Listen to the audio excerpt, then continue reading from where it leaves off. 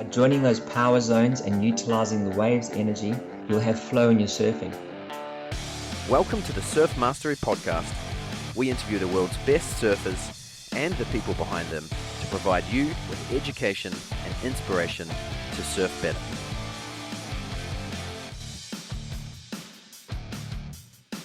Welcome to the Surf Mastery Podcast. Today my guest is Clayton Nienaber. Clayton is a former WQS surfer, so basically he rips. He has been shaping surfboards for a long time, and Clayton is also a surf coach. Clayton has worked with the likes of Geordie Smith. Anyone else famous, Clayton? Travis Logie, he was on the CT for a while. Yep. There's a couple young up-and-coming guys coming through the ranks at the moment, like Beric de Vries. I think he just made quarters at Belito contest at the moment, at the QS there. It's 10,000. Yeah, and just a couple of the crew from South Africa. Yep, awesome. So how long have you been shaping boards for? I've been shaping boards for 20 years. Oh, wow. And what made you get into that? Just loved surfboards. I was intrigued by them. I lived with a shaper, and he had a spare bay, and often got to just mess around on the reject blanks, just trying them out, trying out new ideas. And I'd had to sell those boards that I made to basically pay for the new one, just to keep it ticking over. And eventually the guys that I sold to just keep coming back and ordering new boards from me, so it just snowballed from there. Yeah, okay, wow. And you were on the WQS for a while? Yeah, well, it was almost before it was the QS. It was back in the ASP days. There wasn't the WCT and WQS then. It was before the changeover. So it was quite a while ago. And now you're doing some surf coaching. So what got you into that? I made a board for a guy, and he said the board went not so well. And then I said, fair enough, let's go watch you surf, and you can tell me where it's going wrong. And when I saw him surf, he was making a whole bunch of fundamentals. So I called him in, showed him a few pointers, and he came back a month later and said it was his best board ever. So I figured, well, that didn't cost me anything except my time, and now I've got a person who loves the board. So whenever I went free surfing, I'd just watch anybody riding my boards and give them free advice, so that it made it look like everyone who surfed my boards surfed them better. So it kind of went hand in hand. The guys enjoyed the coaching, they surfed the boards better, the boards went better, sales went up. So yeah, stemmed from there. Interesting. So a board that's good might work really well for a really good surfer, or even two really good surfers. A board might work well for one, and then someone with a different style of surfing, it doesn't do so well. Yes. Look, boards nowadays, most of them are designed on computer, so it's not like the old days where you got the planer out and you try to get the high spots down and the twists out of the blank before you even started shaping. So you're generally getting a pretty decent board. And if they have gone and mass-produced some of the boards, they would have used a model that went fairly decent.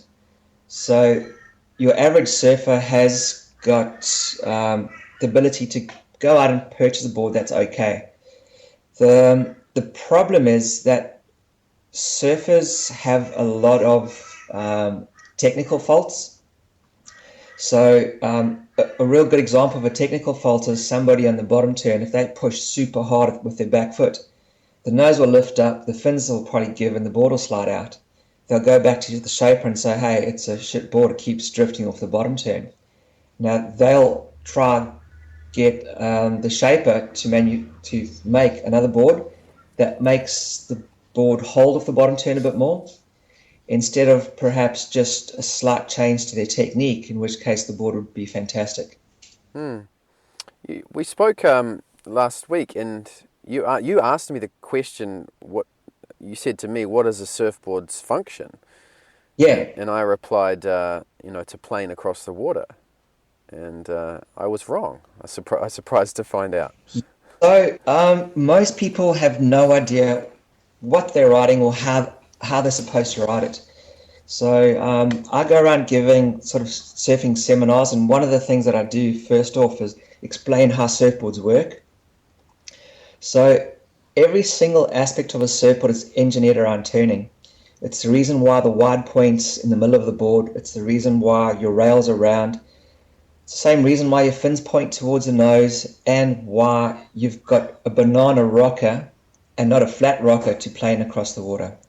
So when you actually turn your surfboard, you have less board in the water and therefore less friction, and your board will accelerate. If you stand on top of your board and stand on that curve and weight it down, you're going to slow down because of more friction. If you try to push hard on the tail, you're basically stalling. You may get a direction change, but with a loss of speed. So if you figure out what your board's for, it's designed to turn, then the question is, well, how do I turn it? So the answer to that, it's simple. It's like riding a bicycle. At high speed, you have to lean. And when you're going a little slower, you've got to twist the hand, or basically twist. So leaning on the bottom turn?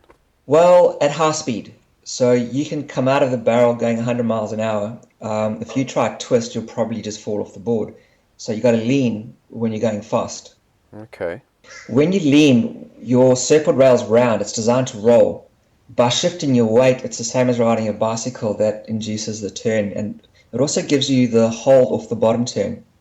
So if you think about a board, it's shaped, the left side is the same as the right side.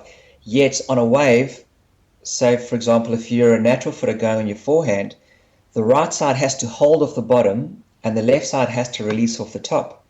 So you're getting a surfboard that's the same on the left and the right side to try to do two completely opposite things. So the way you do that is through the lean and the twist. It's through two different body movements. The lean gets the rail in the water. When you load your rail up, the buoyancy in your rail will pop you out with some speed and drive. The twist keeps the rail sort of out of the water and your board level so that at a low speed, you don't bury the rail and fall off. So you're saying you wouldn't twist through a bottom turn?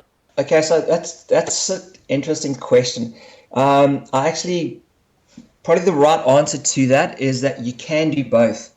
The better you surf, the more you can start to manipulate that lean and the twist. If you're doing a bottom turn and you want speed down the line, if you do a hard twist, it ultimately shifts your weight onto your back foot and that will slow your board down.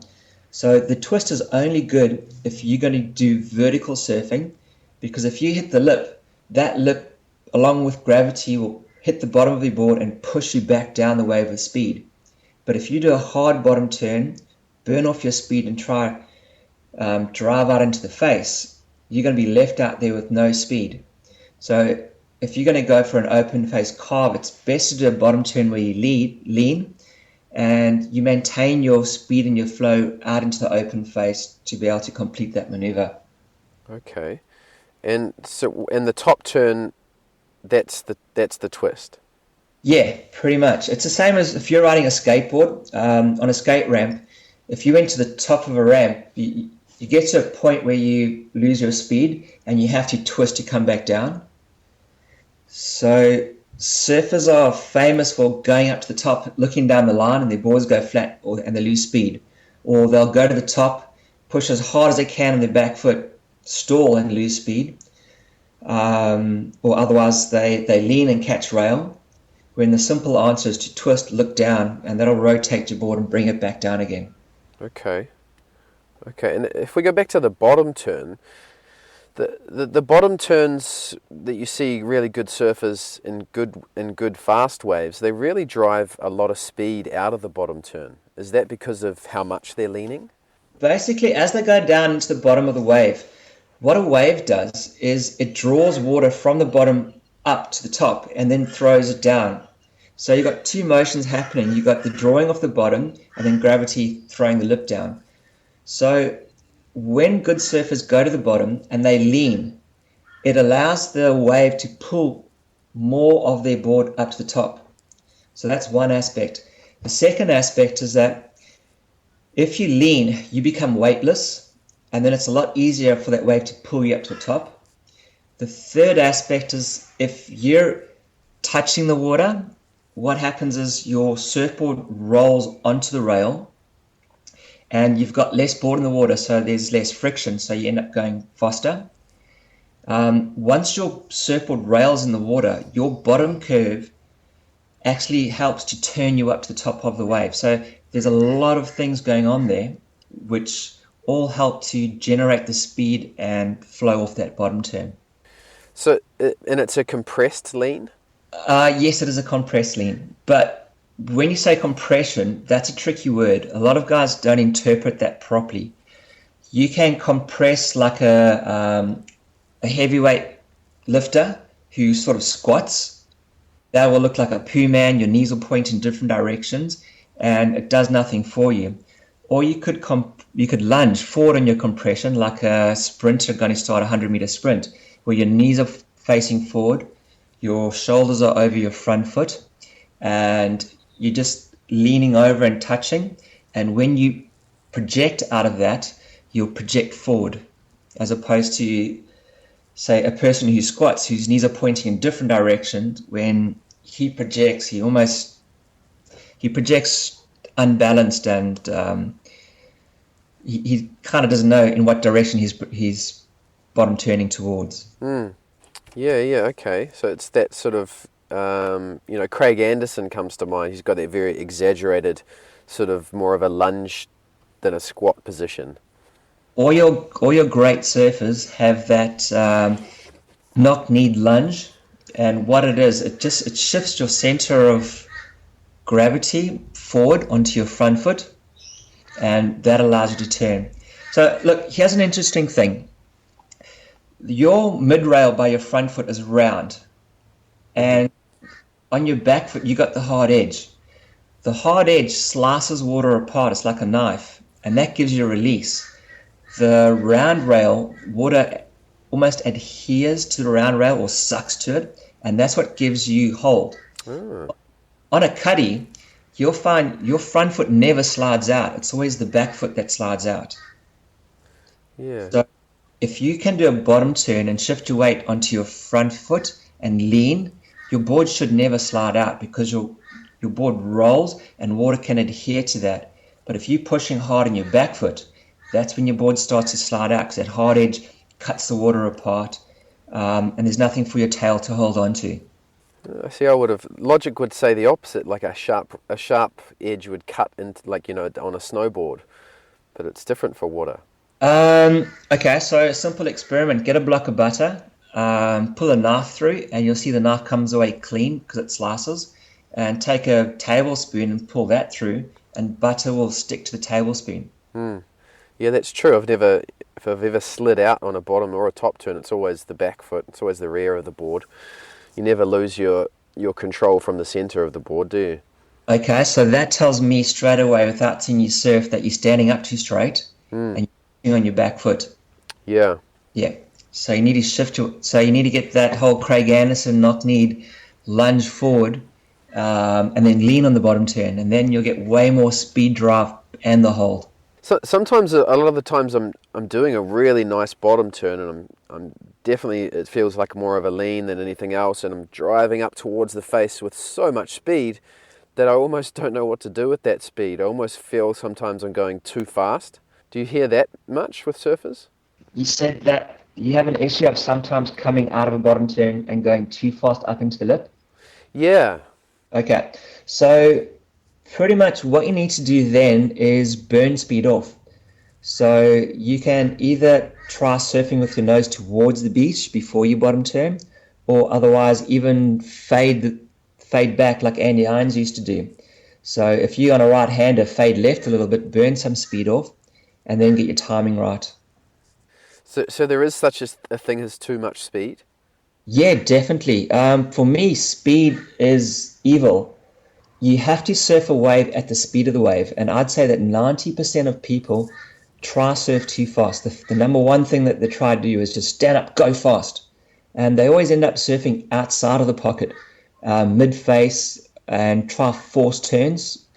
So you need to slow down, try to surf in the pocket, and then try to do the lean and the twist, and keep it as tight as you can inside of the power zones. Now, the power zone is where water draws off the bottom, where the flat starts to bend, and it's where the lip throws water down.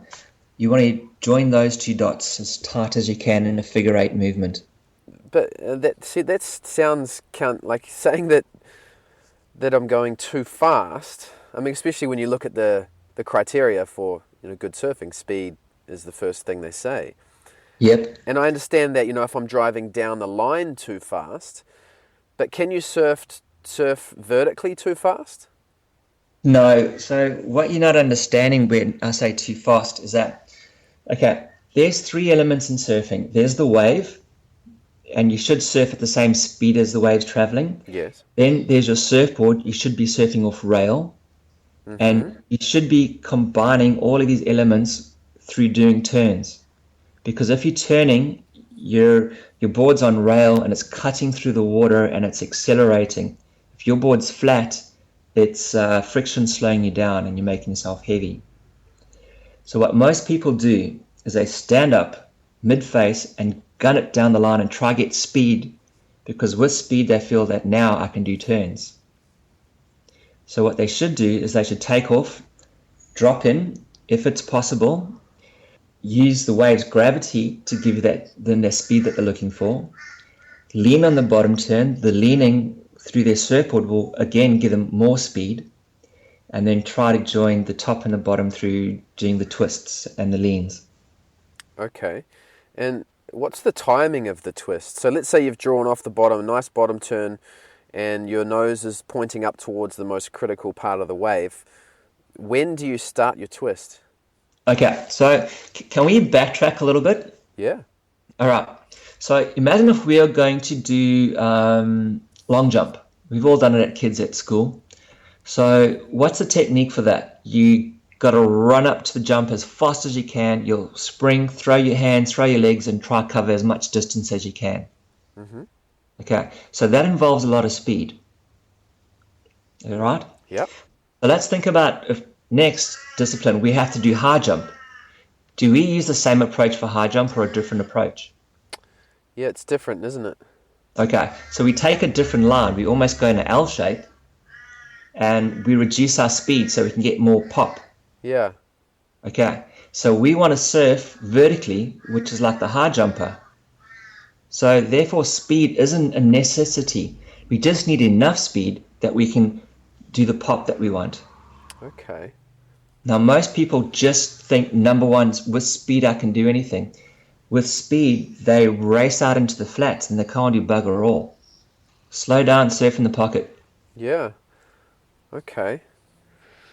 And when you're looking at a section, should you be trying to hit the start, the middle, or the end of a particular section?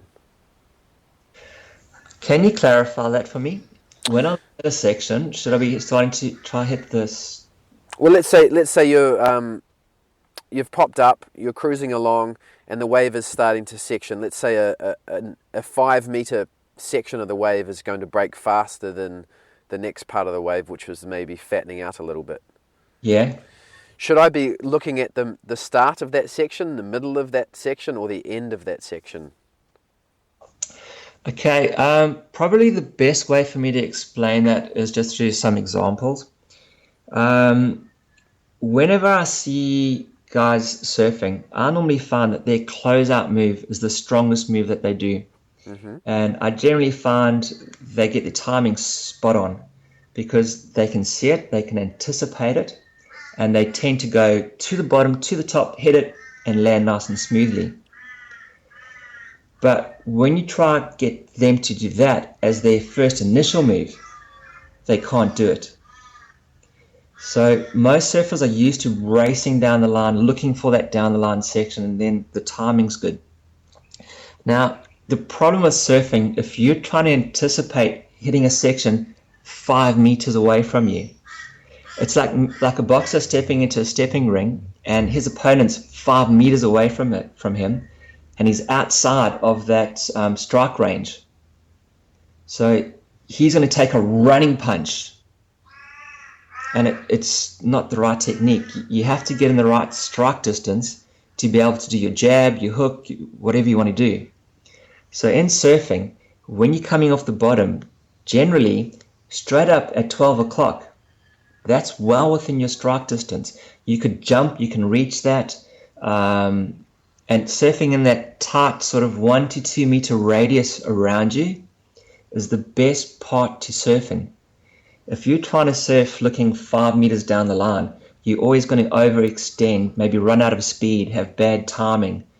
So you need to slow down, go straight into the bottom, lean, try look up, as vertical as you can possibly go, and then twist around, look back to the bottom. That's going to give you a speed again, and by joining those power zones and utilizing the waves energy, you'll have flow in your surfing.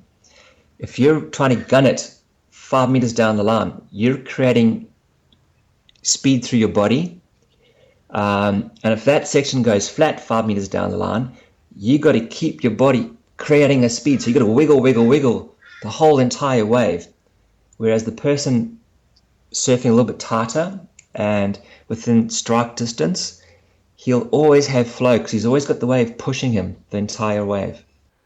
Okay, so there's a section right there that you're not looking at that you should be hitting, rather than looking what the next section's doing.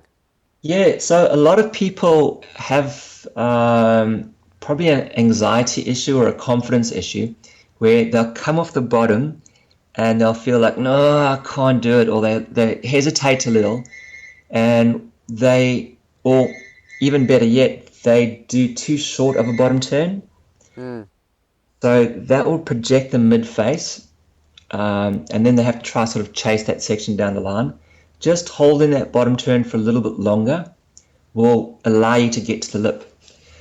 Or another interesting case is if you push too hard in your bottom turn, you'll find that you might project down the line rather than projecting up to the top of the wave. So there's a difference between pushing hard and leaning hard. Yeah, the leaning hard would be what the guys are doing at Bells. That's the equivalent of riding a bicycle at a high speed and leaning over, trying to get your hand to touch the water so you're on rail. A hard push, your nose comes up. You have a loss of speed, you get a direction change, and you can only push for however long you can extend your leg. And if that isn't long enough, you're going to project down the line. So sometimes, for example, if you're riding a bicycle, that turn might take you 3 seconds, whereas a push is probably only half a second. But when you do a hard bottom turn that is leaning, are you holding your stance, or are you compressing or extending as you come out or through and out of that turn? Okay, so look at skateboarding for the answer. To the second half of that is when you drop into a ramp and you want to go up the other side, you have to extend and throw your hands to make yourself lighter to get the lift. Yep. Okay, so then look at a bicycle. If you go into a turn, while leaning, you're getting your turn. When you can see the part of the wave that you want to then project to, you need to straighten up, lift, and throw your hands into that direction, kind of like you want to jump there. Mm-hmm. So the lean is just purely the turn. Then the lift or the projection comes from you throwing your hands and your body and extending. Okay, and then the twist. Yeah. And so the timing of the twist, would that have... I've heard that you're supposed to do it when just before you think your front foot is going to hit the lip line. Do you agree? So there's various sections and various twists you can do. I'd say with more progressive surfing, guys are tending to shift the weight onto the front foot and lift the back knee up. And what that does, it frees the tail around. So they're standing on the front foot and pivoting and twisting. So ideally, when you hit the lip, you want the lip to hit the bottom of your board, so it's got a surface to hit it against and to push you back down the wave face again. If you hit that lip sort of flat, so the lip swallows your rail, it's going to get swallowed, and there's nothing to push you back down the wave again. So the later it is, the more you want the lip to hit the bottom of your board. The earlier you go into it, the more sort of you want to twist to get your board down the wave face. Okay. Does that make sense? Yeah. So, what about surfing really small waves? What are some common mistakes you see with people? Yeah, just the mental attitude. They'll get down and go, it's small. And straight away you see the body language drop, the shoulders round, the hands drop by the side. And even when they stand up on the board, they just, that body language just screams like, oh, do I really have to go do this? Whereas look at a guy like Philippe Leader. When he surfs, he holds his body weight really well. He's super light on his feet. And that's from picking his hands up. It's from keeping his back straight, and the compressing and decompressing of his knees enables him to then surf rail to rail and get the speed that he's looking for. So just that mental approach and trying to be light on your feet makes a world of difference. But let's say you want to surf a 1 foot softish wave on a small wave performance shortboard. What is the bottom turn is still a lean, right? No, not necessarily, because the faster you go, the more you lean. So if you're riding a tiny wave, chances are you're barely going fast. So you need to stand up a little bit straighter, because if you lean, you might catch rail. It's kind of like if you ride a bicycle too slow, it's going to wobble. You can't lean. You got to keep your balance. You got to stand up straight. Then you're going to be twisting a heck of a lot more.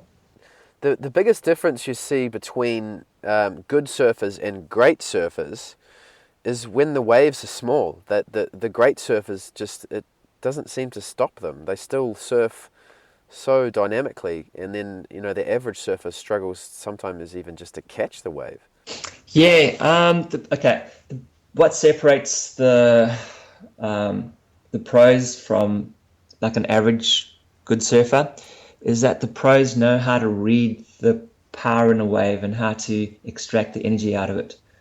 When the wave slows down, the pros slow down. When the waves speed up, the pros speed up. Whereas your average surfer will probably just try to surf as fast as he can. A good example would be if you were body surfing, you can only really surf at the speed of the wave. You can't swim out ahead of it because you'll slow down. When you body surf, you raise your head and you put your arm out and you lean into the wave. That leaning allows the wave to pull you up and to give you lift, and then that in turn pushes you along. So in small waves, a lot of people don't use the power of the wave, they don't tap into it, they can't lean, and they don't use their bodies to their full potential. So if you got uncoordinated arm movement, it's like a runner running, and instead of pumping his hands forward, he throws them behind and to the left and all over the place. It's not going to be conducive to creating speed and drive. So what's some advice for the average surfer that wants to get better at surfing small waves? Try surf with your back straighter and rather bend your knees instead of your sort of from the waistline. If you got your back straight, you're going to find that you're able to twist a heck of a lot more.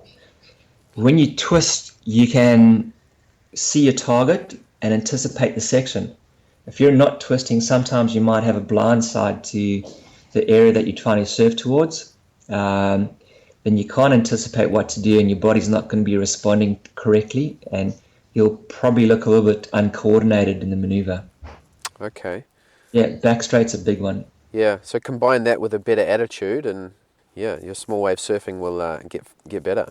Well, look at a heavyweight boxer. They're supposed to be light in their feet. A guy like Muhammad Ali, float like a butterfly, sting like a bee. So your bottom turn is just a setup. You don't want to push the hell out of it, the bottom turn. You want to save that speed and then twist the hell out of the top turn. The reason why the twist is more effective than the push, if you're in a swimming pool and you turn your wrist and twist, that'll throw a big, huge fan of spray. If you stand in the pool and just push your hand, it doesn't throw nearly as much spray. So which one's more effective, the twist or the push? Yeah, the twist. Yeah, and in boxing, your power comes from the twist. A big problem in surfing, a lot of surfers are just heavy back foot, and they'll push hard in the bottom turn, and they'll push hard in the top turn, and then their surfing's just very stagey and stop start, and then in between those heavy back footed stop starts, they try to surf as fast as they can to make up for it. Yeah, there's no flow and it looks ugly. Yeah, flow is pretty important. Flow is so important. Every single good surfer like Tom Curran, Taylor Knox, Rob Machado, they all just flow. I've been watching Kelly Slater at Cloudbreak recently.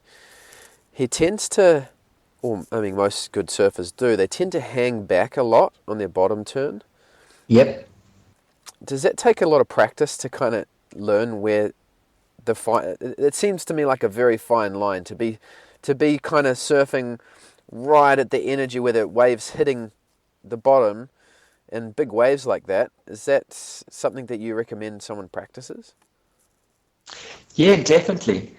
A lot of surfers start to stagnate in their surfing, and it's due to bad habits.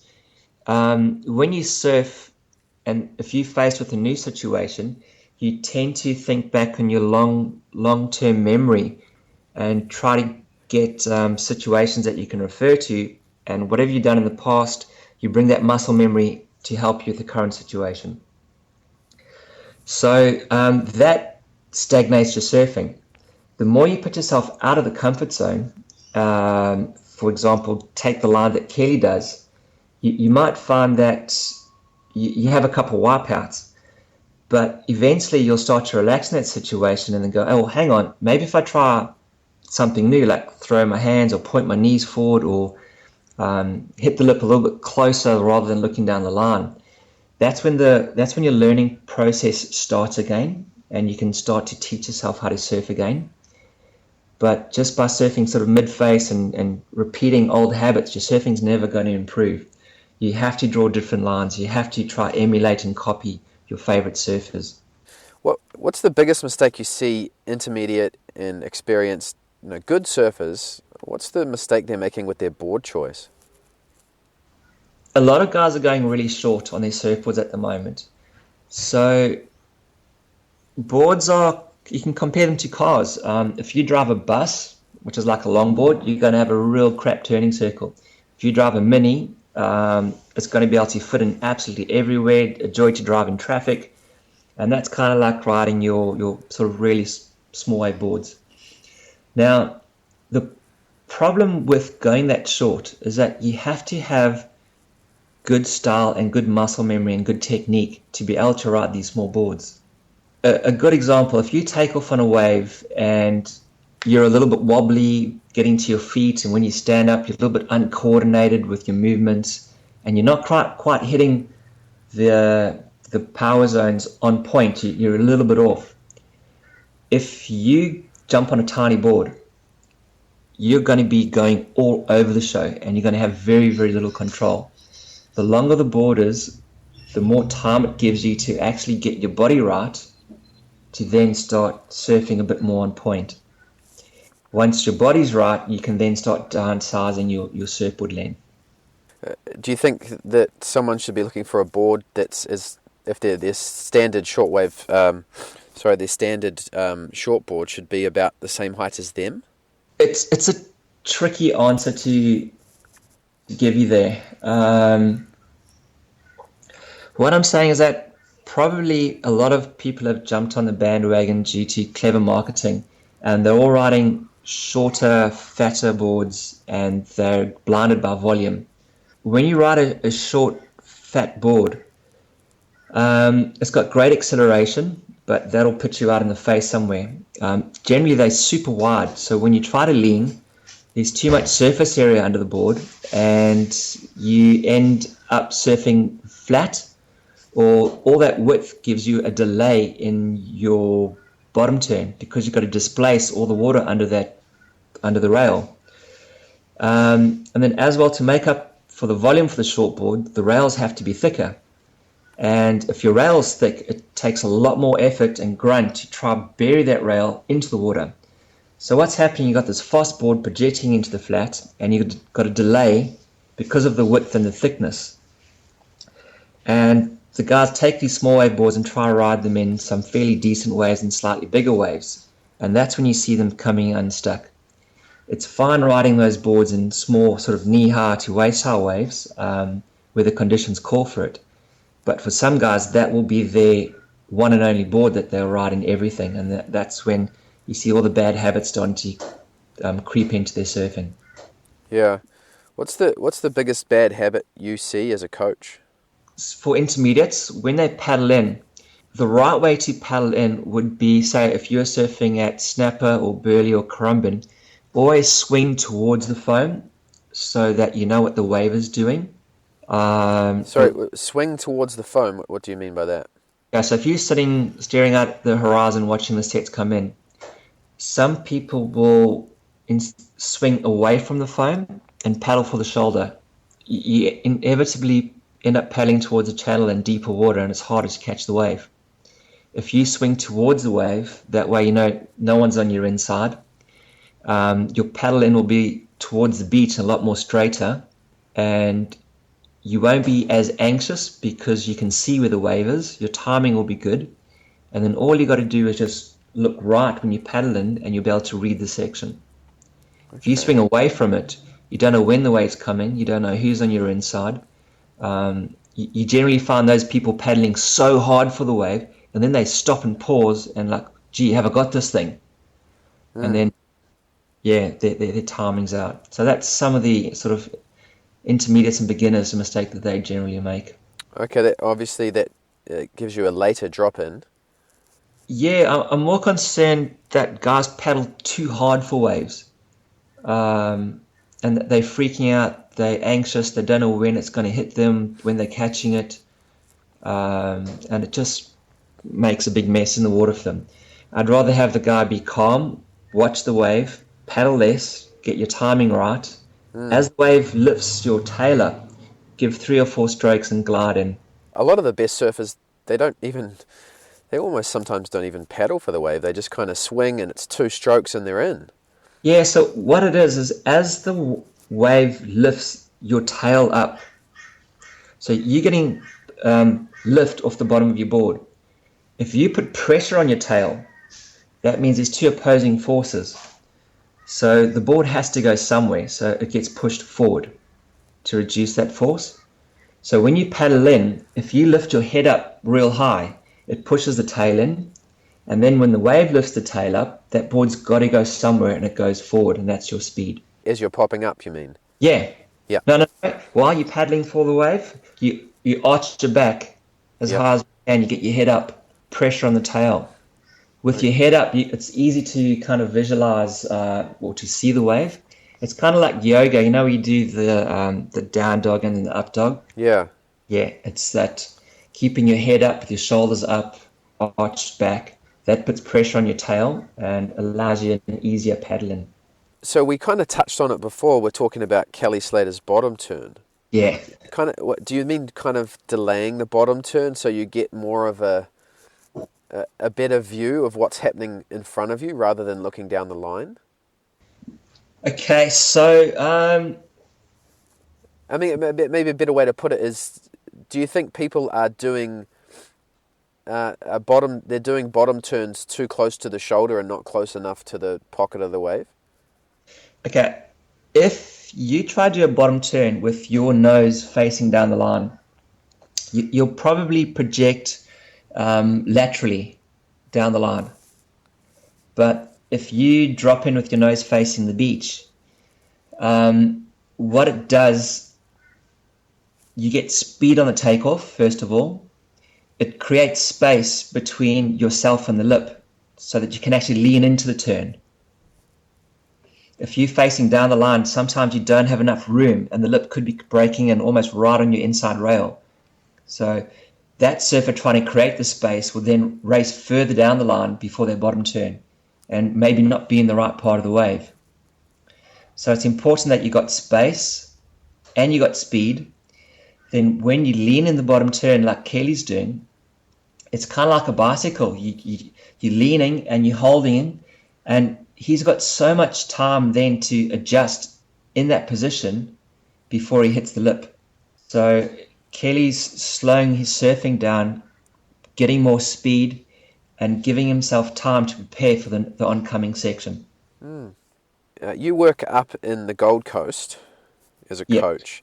Now, what's some advice for getting waves in a crowded situation? You're going to give my tips away here. All right, it's pretty easy. Generally in a session, say if there's about 200 guys in the water, of those 200 guys, some of them are just making up numbers. So you need to look at people's body language. The guys with the slumped shoulders, looking down, they want the waves desperately, but they're not going to fight for them. You can see the surfers who know what they're doing. They're the ones with the arched back, chins up high, kind of making eye contact, like staring all the bad surfers down. Straight away, when someone stands up, you can look at their body language.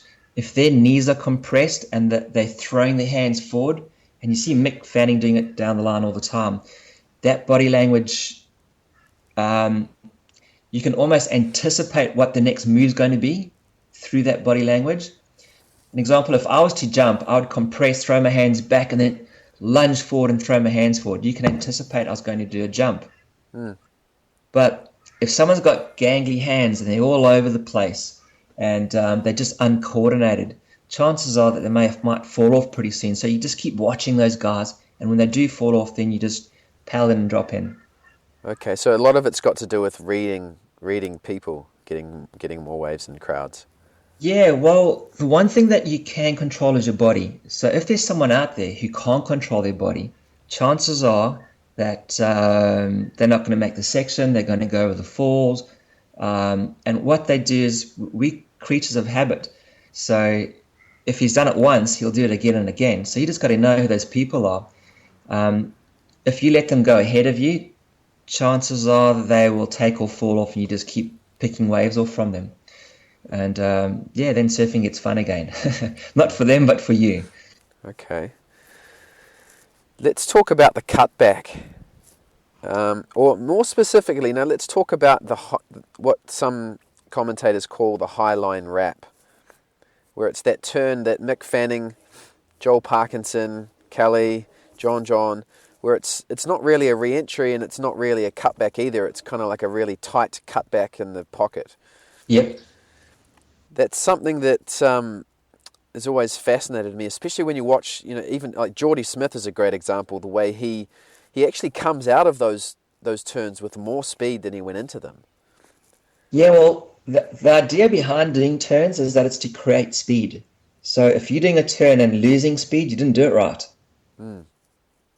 Okay, so for that highline wrap, you'll probably find that the section up ahead is slowing down. So they're able to then, there's a tight part of the wave that they want to sort of manipulate and increase their scoring potential. So that highline wrap is, it's a huge twist. And what they do is they start to point their knees, twist the waist, and throw their hands back towards the foam. It's kind of like a golf swing. You start knees, torso, shoulders and head. And the longer you hold that turn for, the more spray it's going to throw. So if you look at Parker, his wraps are slightly more drawn out, but he looks a bit more powerful and throws more spray, and he looks a lot smoother. The quicker you try to force that wrap, it might look a little bit jerky, spray won't be as big and as powerful, and that's more like a Philippe Toledo wrap. Okay, so it's all about the twist again. Yeah, look, if you're an intermediate wanting to do that, there's a lot of thought that goes into it, and in that split second, to try to get your body to do all of those things, knees, arms, look, twist, you're never going to do it. But if you can anticipate the section and go, okay, I want to pass a footy ball to the foam, and you look back and you pretend to throw a footy ball at the foam, guaranteed you'll do a fairly decent little wrap. So I find with surfing, you need to give yourself little trigger words, and the more ridiculously silly the trigger word is, the easier it is to surf. The more complicated you make the thought process of a maneuver, it's going to elude you and be really hard to achieve. You need to go and skateboard and practice the muscle memory. And while you're doing all the technique on the skateboarding, because the environment's not changing, figure out, well, it's like a footy pass, and yeah, that works for me. Go in the water and okay, pass the ball, and you'll find it works. Yeah. Well, I just point people towards one of your websites, mavensurf.com, where you've got some recent blog posts that kind of go into what we've been talking about in a little bit of detail. Yeah. And I'll put links to that website in the show notes for folks listening as well. And so you mentioned the surfboard is designed to turn. Now, that's cool, but how does that work with tube riding? Can we break down tube riding? Okay, so you got to surf a wave at the speed of the wave. When the wave slows down, it enables you to sort of go into the face and do a bottom turn and top turn. But when it speeds up, there's not a hell of a lot of option. You can only sort of sit in the pocket, in the barrel. So generally, boards suited for barrel riding are more your round tails, and boards with a little bit less width in the tail, because what the wave's doing is sucking water off the bottom and throwing it off the top, so it's like a spiral effect. So the narrow tails tend to enable you to surf a little bit deeper and control the amount of water flow coming up and reacting with your board. The more your back is straight and your hands are pointing forward, I think even on Instagram you can see the Mad Hueys joking about it, like pushing the trolley cart through the barrel, because their hands are up in front of them and it looks like they're pushing a trolley. Oh yeah. So when you push a trolley, you got your back straight, you got your hands forward, but your legs are compressing and extending. And whenever they compress, what happens is you put pressure onto your rail. When you pressurize your rail, the wave will then lift you up. And when you extend, you get the lift. So that's how you sort of pump inside of the barrel using your compression and extension. And when you surf, wherever you point your hands is pretty much where your board's going to go. So if you're just pointing both hands towards the coming out of the barrel, generally that's where your board should track towards. What about slow barrels? So slow barrels, that's got a lot to do with the setup. You want to almost delay the bottom turn, kind of what Kelly was doing in Fiji. Well, those weren't slow barrels. Get your timing right with the draw of the water off the bottom. If you look at the bottom of a wave and see if the water's drawing up really fast, you know it's going to barrel. If it's drawing up pretty slowly, it's probably going to be a soft burger of a wave. So you can anticipate what the wave's doing by looking down and reading it. If you take off, go to the bottom and touch the water, you can start to feel what the wave's doing. It's almost like body surfing. You can actually feel the power and energy of the wave. If you're touching the water, generally it means you've leant over, then you got your rail in, and you can bottom turn and set up with a little bit of speed. So reading the bottom, engaging with the bottom is going to give you a lot more sense of the environment around you and what the wave's doing. Then it's a case of when you're in the barrel, you need to actually relax and start to breathe. Some guys pull into the barrel and they tense up, they hold their breath, and if you tense up, your body moves almost like jerky. But if you're relaxed, you can actually start to go over foam balls, you can compress, extend, and start to move around in the barrel and start to enjoy it. So you have to be able to breathe inside the barrel and have an awareness of what's happening around you and try to relax. Yeah, you've mentioned being calm and relaxed quite a lot. Yeah, totally. Yeah. Where do you think most people's anxiety comes from? Oh, it could be in a crowd. You could not have a wave and sit in a session for like an hour. and finally the wave comes through and you're going in your head, don't stuff this one up. So that in itself could be some anxiety. You could paddle for a wave and there's 5 other guys fighting you for it. When you get your wave, there could be 10 guys trying to drop in on you. So you're like chasing it down the line. Hey, get off, get off, get off. So there's so much that causes you to have that inner anxiety. The good surfers are the ones who know how to deal with it, slow their surfing down and start to go top to bottom.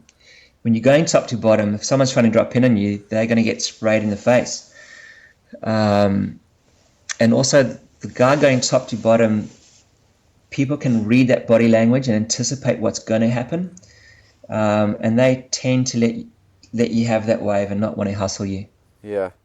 We're running out of time. Is there maybe one more thing we could talk about? What comes to mind when I ask you that question? So something that I want to touch on is that surfers are a weird bunch. If you look at golfers, they'll happily practice a putting stroke before they play the main shot. If you look at boxers, they'll walk down the stadium to go to a fight, and they'll shadow box before they step in the ring and go fight an opponent. So they'll do visualization and muscle memory training before they go and do whatever they do. But if you look at surfers, they're too cool to go and train muscle memory. So they'll go surf for probably an hour to 2 hours. When they catch a wave, the wave only lasts 5 to 10 seconds. And then they expect themselves to be amazing surfers and to just nail the muscle memory. The one thing that we have 100% control over is our bodies, but surfers don't train their bodies. They'll rather go rush out and drop $800 on a new board to try and make them surf better. And that's like a runner going and buying brand new sneakers thinking that that's going to make them run a marathon and not have training to help them to achieve the result. Yeah. So it's super important that we jump on carver skateboards and we train the muscle memory, and we go to gym and use the Bosu balance balls, any crossover training, slacklining, trampolines, whatever it may be, that can help you to train your muscles to get the response that you want, so that you can relax and then just get a trigger word to reenact that response. Yeah. Yeah, okay. So, and obviously surf coaching encompasses all of that stuff. And you're up on the Gold Coast, right? Yeah, I have my little showroom in Currumbin, and I do a lot of seminars out of there. I get surf clubs coming around, and we chat to all the surfers there, and we just try and light them into what good surfing is and how to do it properly. We cover boards, how to read waves, and then proper muscle memory. I mainly just teach the guys and give them loads of homework to go do. And then if we do coach, I like to tackle one area of their surfing, whether it's a bottom turn, twist, whatever it may be, and just keep it small and simple. When they've achieved that, they need to go surf practice the maneuver that they've learned before they can come back and coach again. Yeah, so it's just like building a house, just good foundations from the start and back to basics. Slow down, read the wave, try to use the lean, use the twist, look where you're going.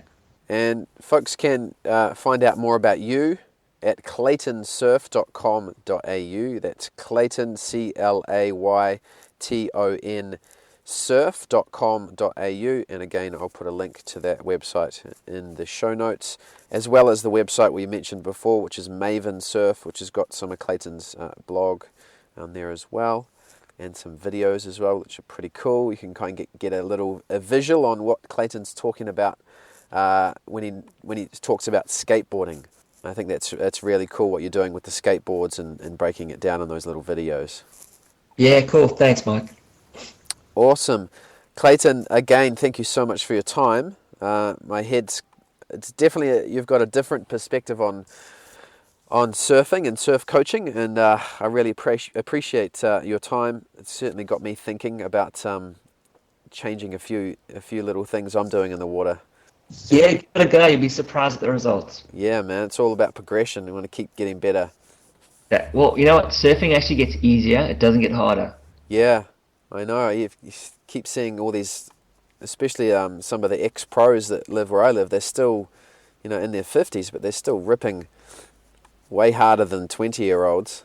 Well, that's that muscle memory that I'm talking about. Once you know it and it's a habit, it's a good habit. Yeah, Another common thing, sorry, that I forgot is if just by surfing more doesn't necessarily mean that you're going to improve because you could just improve your bad habits. yeah, By going and getting some coaching and getting some advice, not only do you fast track the system, but then you get to train good habits. Whereas just going to a coach, you can fast track that whole system and start to work on actual good surfing habits and tips and techniques. yeah. Oh, totally. Awesome, Clayton. Well, again, thank you so much for your time. Yeah, you're welcome. Thanks, Clayton. See ya. All right, cheers, mate. Bye. Thanks for tuning in to the Surf Mastery Podcast. Again, I'm your host, Michael Frampton. Make sure you subscribe so you can keep up to date with the latest interviews. Please share with your friends. Check us out on Facebook at Surf Mastery Surf. And if you're on iTunes, please go and give us a little rating. That'd be awesome. Until next time, keep surfing.